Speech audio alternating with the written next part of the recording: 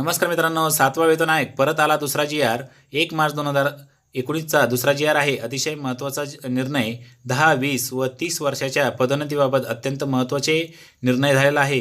2 उदाहरणासह आपण स्पष्टीकरणासह हा निर्णय पाहणार आहोत. तत्पूर्वी हा व्हिडिओ तुम्ही शेवटपर्यंत पहा म्हणजे कोणतीही शंका राहणार नाही. आणि व्हिडिओ आवडला तर व्हिडिओला लाईक करायला विसरू नका. आणि चॅनलवर नवीन असाल सबस्क्राईब बटन व्हिडिओ खाली तुम्हाला लाल दिसत असेल त्याला क्लिक करा. त्यानंतर एक बेल येईल तिला सुद्धा क्लिक करा, म्हणजेच मी तयार केलेल्या व्हिडिओची नोटिफिकेशन तुम्हाला सर्वात आधी मिळेल. तर चला सुरू करूया. तर पहा, 1 जानेवारी 2016 पूर्वी सुधारित सेवा अंतर्गत आश्वासित प्रगती योजनेचा लाभ मिळालेल्या कर्मचाऱ्यांच्या दिनांक 1 जानेवारी 2016 रोजीच्या वेतन निश्चितीबाबत महाराष्ट्र शासन वित्त विभाग आजचा जी-आर आहे 1 मार्च 2019. आणि इथं संदर्भ शासन निर्णय आहेत पहा, 22/4/2009, 29/4/2009, 30/1/2019 आणि 20/2/2019. तर पहा, शासन निर्णय माननीय बक्षी यांच्या अध्यक्षतेखालील राज्य वेतन सुधारणा समितीने 1 जानेवारी 2016 पूर्वी सुधारित सेवा अंतर्गत आश्वासित प्रगती योजनेचा पहिला व दुसरा लाभ मिळालेल्या कर्मचाऱ्यांची दिनांक 1 जानेवारी 2016 रोजी वेतन निश्चिती कशी करावी याबाबत त्यांच्या शिफारस अहवालामध्ये राज्य शासनास कोणतीही शिफारस केलेली नाही. त्यामुळे सदर बाबतची तरतूद शासन अधिसूचना वित्त विभाग 30/1/2019 मध्ये अंतर्भूत होऊ शकलेली नाही. यापूर्वी 6व्या वेतन आयोगामध्ये 22/4/2009 रोजी निर्गमित केलेल्या अधिसूचनेतील नियम क्रमांक 14 मध्ये दिनांक 1 जानेवारी 2016 पूर्वी कालबद्ध पदोन्नती अथवा सेवांतर्गत आश्वासित प्रगती योजनेचा लाभ मिळालेल्या कर्मचाऱ्यांची वेतन निश्चिती कशी करावी याबाबत तरतूद केलेली आहे.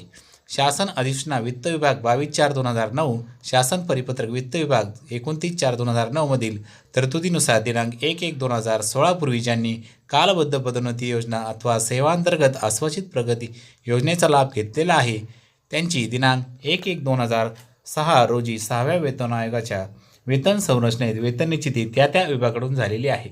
त्यामुळे आता त्यापैकी ज्या कर्मचारी अधिकारी यांनी यथास्थिती दिनांक 1/4/2010, दिनांक 21/5/2010, दिनांक 5/7/2010, दिनांक 1/7/2011, दिनांक 6/9/2014, दिनांक 10/2/2015, दिनांक 9/12/2016 तसेच दिनांक 11/5/2017 मधील तरतुदीनुसार दिनांक 1/10/2006 ते 31/12/2015 पर्यंतच्या कालावधीत सुधारित सेवा अंतर्गत आश्वासित प्रगती योजनेचा यथास्थिती पहिला व दुसरा लाभ घेतला आहे अशा दोन्ही प्रकारच्या कर्मचारी अधिकारी यांची दिनांक 1 जानेवारी 2016 रोजी वेतन निश्चिती कशी करावी याबाबतचा तरतूद आता पुढील प्रमाणे करण्यात येत आहे.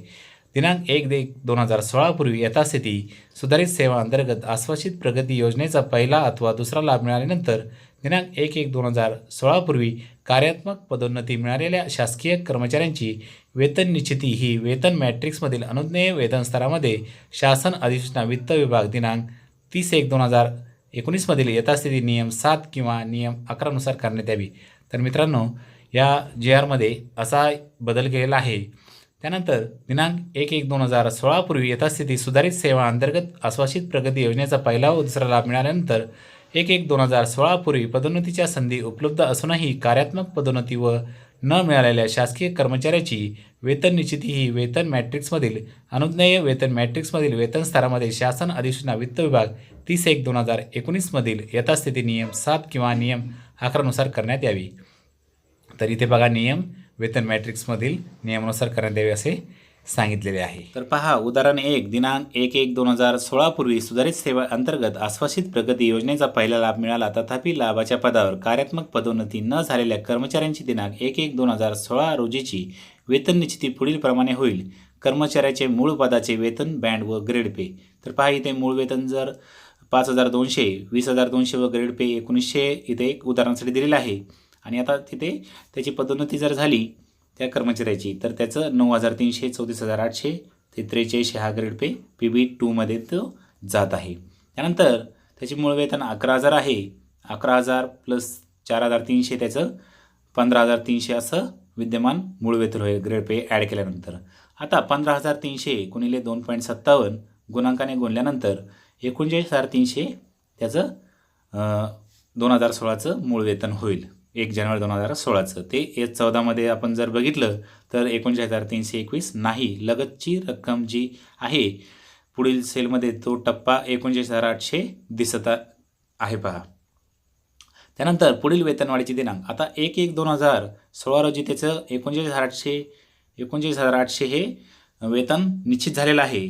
तर त्याला आता पुढील वेतनवाढीचा दिनांक कधी असणार आहे? तर दिनांक आहे पहा 1/7/2016 म्हणजे 6 महिन्यांनी त्याला वेतनवाढीचा दिनांक मिळणार आहे.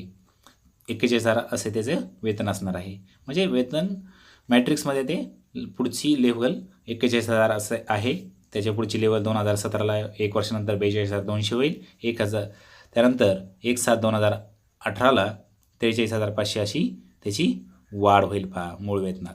त्यानंतर दिनांक 1/1/2016 पूर्वी सुधारित सेवा अंतर्गत आश्वासित प्रगती योजनेचा पहिला व दुसरा लाभ मिळालेल्या व पदोन्नतीची संधी नसलेल्या कर्मचाऱ्यांची प्रथम या योजनेचा लाभ मिळण्यापूर्वीची विद्यमान वेतन श्रेणीत अनुज्ञेय असलेल्या वेतन मॅट्रिक्समधील वेतन स्तरामध्ये शासन अधिसूचना वित्त विभाग दिनांक 30/1/2019 मधील यथास्थिती नियम 7 किंवा नियम 11 नुसार वेतन निश्चिती करण्यात यावी.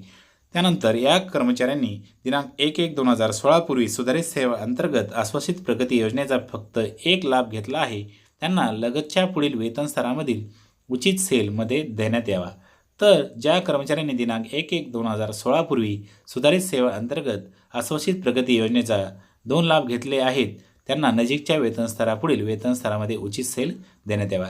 तर हे ज्यांनी लाभ घेतलेला आहे 1 किंवा 2 लाभ घेतले असतील त्यांना वेतन स्तरामधील योग्य तो स्तर देण्यात यावा असं सांगितलेलं आहे पहा. त्यानंतर इथे उदाहरण 2 मध्ये पदोन्नतीची संधी नसलेल्या पदावर कार्यरत ज्या कर्मचाऱ्यांना दिनांक 1/1/2016 पूर्वी सुधारित सेवा अंतर्गत आश्वासित प्रगती योजनेचा पहिला लाभ मंजूर झाला आहे त्यांची दिनांक 1 जानेवारी 2016 रोजीची वेतन निश्चिती पुढील प्रमाणे होईल. कर्मचाऱ्यांच्या मूळ पदाचे वेतन बँड व ग्रेड पे इथे बघा उदाहरण 5,200 ते 20,200 व ग्रेड पे 1900.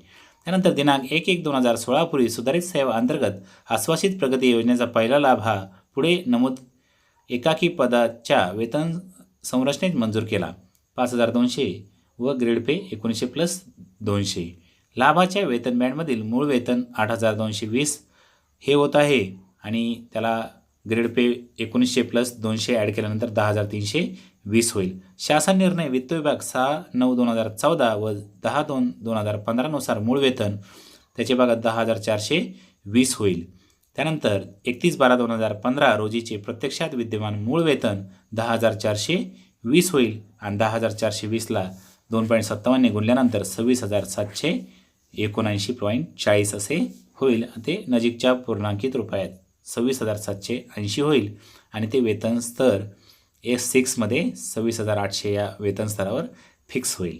तथापि दिनांक 1/1/2016 पासून लागू केलेल्या 3 लाभाच्या योजनेमध्ये एकाकी पदासाठी नजीकचा वेतन स्तर अनुज्ञेय केला असल्याने या ठिकाणी देखील नजीकचा S7 हा वेतन स्तर संबंधितास अनुज्ञेय राहील. या S7 वेतन स्तरामध्ये मूळ वेतन 26,800 इतक्या रकमेचे सेल असल्यामुळे रुपये 26,800 इतके वेतन निश्चित होईल. तर S7 मध्ये सुद्धा 26,800 इतके वेतन आहे. त्यामुळे त्याचे 1/1/2016 रोजी S7 या वेतन स्तरामध्ये 26,800 इतके वेतन निश्चित होईल. पुढील वेतनवाढीचे दिनांक आता त्याचे पुढील वेतनवाढीचे दिनांक कसे असतील तर पहा 1/7/2016 27,600 1/7/2017 28,400 1/7/2018 29,300 म्हणजे पुढील चढत्या क्रमाने ते राहणार आहेत.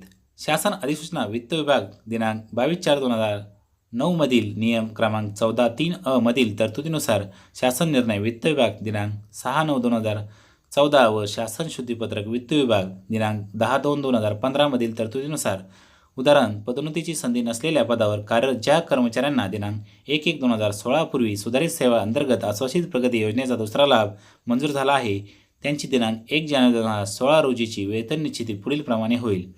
तर पहा आश्वासित प्रगतीचा ज्यांचा दुसरा लाभ मिळालेला आहे त्यांची पदोन्नतीची वेतन निश्चिती कशी होईल पहा. कर्मचाऱ्यांचे मुळाच्या पदाचे वेतन बँड व ग्रेड पे बँड 5,200 ते 20,200 व ग्रेड पे 1900. तर पहा इथे पदोन्नतीची संधी नसलेल्या पदावर कार्यरत कर्मचाऱ्याने धारण केलेल्या पदाच्या वेतन संरचनेत बदल न करता त्याला अनुज्ञेय असलेल्या ग्रेड वेतनामध्ये दुसरा लाभ मंजुरीच्या अनुषंगाने दिनांक 1/1/2016 पूर्वी समुचित ग्रेड वेतन स्वतंत्रपणे अनुज्ञेय करण्यात आले. अशा प्रकारे वेतन संरचना PB1 ग्रेड पे 1900 अशीच राहून रुपये 850 इतके समुचित ग्रेड वेतन स्वतंत्रपणे अनुज्ञेय केले. तर 850 हे इतके समुचित ग्रेड वेतन स्वतंत्रपणे त्याला अनुज्ञेय केले आहे.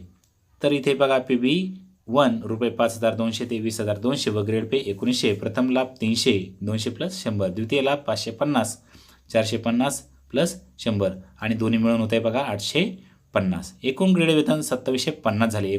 1900 प्लस 850. लाभाच्या तारखेस वेतन बँडमधील मूळ वेतन 11,600 आणि 11,600 प्लस 2750 14,440 आणि त्याला 2.57 गुणल्यानंतर 37,110 येते आणि त्याची पूर्णांकात रक्कम 37,111 अशी होते.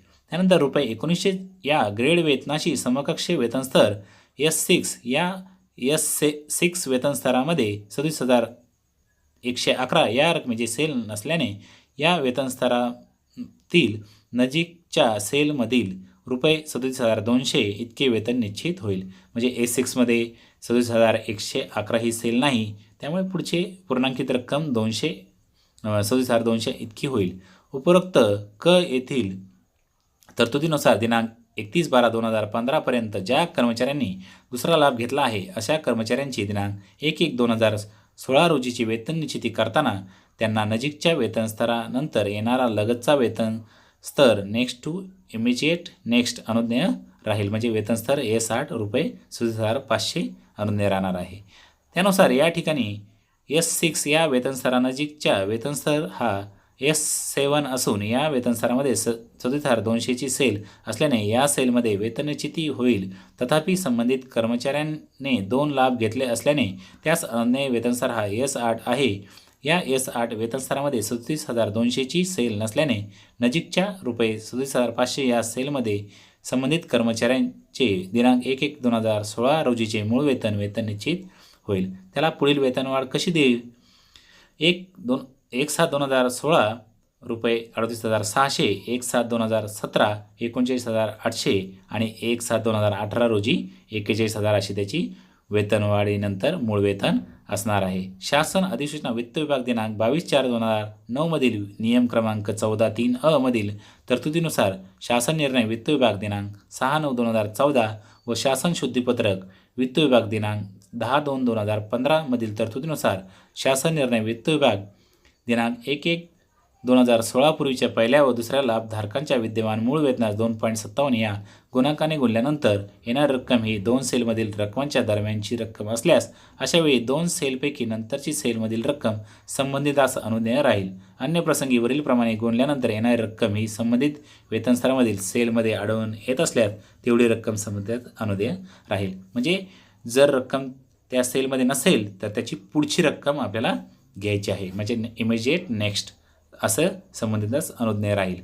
टीप 2 हाकीम समितीच्या शिफारशीनुसार 6व्या वेतन आयोगात पदोन्नतीची संधी नसलेल्या कर्मचाऱ्यांच्या संदर्भात पदाच्या वेतन संरचनेत ग्रेड पे ॲडमिसेबल ग्रेड पेमध्ये कोणताही बदल न करता अतिरिक्त ग्रेड मंजूर करून आश्वासित प्रगती योजनेचा लाभ मंजूर करण्याची संकल्पना त्यावेळच्या परिस्थितीनुसार अस्तित्वात होती. त्यामुळे पहिल्या व दुसऱ्या लाभ मंजुरीच्या अनुषंगाने एकाकी पदावरील कर्मचारी व अधिकारी यांच्या ग्रेड वेतनात वाढ झाली असली तरी त्याच्या पदास 6व्या वेतन आयोगात अनुज्ञेय केलेली वेतन संरचना बदलली असा अर्थ होत नाही. तसेच राज्य वेतन सुधारणा समिती 2017च्या शिफारसीमधील शिफारस क्रमांक 5.5.4 खालीलप्रमाणे आहे.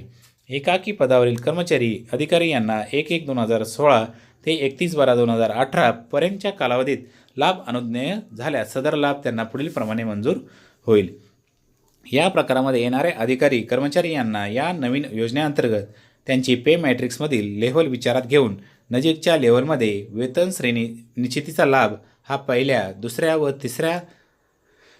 तिसऱ्याचा लाभ मंजुरीच्या अनुषंगाने अनुज्ञेय राहील. टीप 3 उपरोक्त शिफारस राज्य शासनाने स्वीकारली आहे. त्यामुळे एकाकी पद अथवा पदोन्नतीच्या संधी नसलेल्या सर्व कर्मचाऱ्यांना आश्वासित प्रगती योजनेअंतर्गत नजीकच्या लेव्हलमध्ये उचित सेलमध्ये वेतन निश्चितीचा लाभ देणे क्रमप्राप्त आहे. तसेच 1/1/2016 रोजीचे वेतन निश्चित करताना वाढीव अतिरिक्त ग्रेड वेतनाचा लाभ हा मूळ वेतनात मिळून संबंधित कर्मचारी अधिकारी यास दिला जाणार नाही. परिणामी दिनांक 1/1/2016 पूर्वीचा पहिला लाभ व दुसरा लाभधारकास दिनांक 1/1/2016 रोजीचे वेतन निश्चित केल्यानंतर अनुज्ञेय ठरणारे वेतन हे त्याने दिनांक 1/1/2016 पूर्वी यथास्थिती 1 अथवा 2 लाभ घेतला आहे हे विचारात घेऊन यथास्थिती पहिल्या लाभाच्या अनुषंगाने विद्यमान वेतन स्तराच्या लगतच्या नजीकच्या वेतन स्तरामध्ये आणि दुसऱ्या लाभाच्या अनुषंगाने लगत नंतरच्या वेतन स्तरामध्ये देऊ करण्यात येणार आहे. म्हणजे 6व्या वेतन आयोगात पहिल्या व दुसऱ्या लाभ मंजुरीमुळे मूळ ग्रेड वेतनात अतिरिक्त ग्रेड वेतन मिळून होणाऱ्या एकूण ग्रेड वेतनाप्रमाणे समकक्ष वेतन स्तर 7व्या वेतन आयोगाच्या वेतन मॅट्रिक्समध्ये देणे अपेक्षित नसल्याने दिला जाणार नाही. तर 6व्या वेतन आयोगाची संबंधित पदाची मूळ वेतन संरचना प्रमाणभूत मानून त्या आधारे वर नमूद केल्याप्रमाणे उचित वेतन स्तर संबंधितास अनुज्ञेय होणार आहे. मूळ ग्रेड वेतनाच्या आधारेच हे दिलेलं आहे. या शासन निर्णयान्वये वरील प्रमाणित केलेली तरतूद तसेच त्याखाली मार्गदर्शन म्हणून दर्शवलेली उदाहरणे विचारात घेऊन दिनांक 1 जानेवारी 2016 पूर्वी यथास्थिती कालबद्ध पदोन्नती अथवा सेवा अंतर्गत आश्वासित प्रगती योजना व सुधारित सेवा अंतर्गत आश्वासित प्रगती योजनेचा लाभ मिळालेल्या कर्मचाऱ्यांची दिनांक 1 जानेवारी 2016 रोजीची वेतन निश्चिती कार्यवाही करावी असे सर्व मंत्रालयीन विभाग यांना तसेच त्यांच्या अधिपत्याखालील विभाग प्रमुख, प्रादेशिक विभाग प्रमुख, कार्यालयीन प्रमुख यांना कळवण्यात येत आहे. सदर शासन निर्णय हा आज निर्गमित झालेला आहे आणि तो marks.government. या संकेतस्थळावर उपलब्ध आहे. तर मित्रांनो, अशा प्रकारचा शासन निर्णय होता तो आपण सविस्तर जाणून घेतलेला आहे. मित्रांनो, हा व्हिडिओ तुम्हाला आवडला असेल तर व्हिडिओला लाईक करायला विसरू नका. तर चला भेटूया पुन्हा एका नवीन माहितीसह, नवीन 7व्या वेतन आयोगाच्या माहितीसह. तोपर्यंत जय हिंद, वंदे मातरम.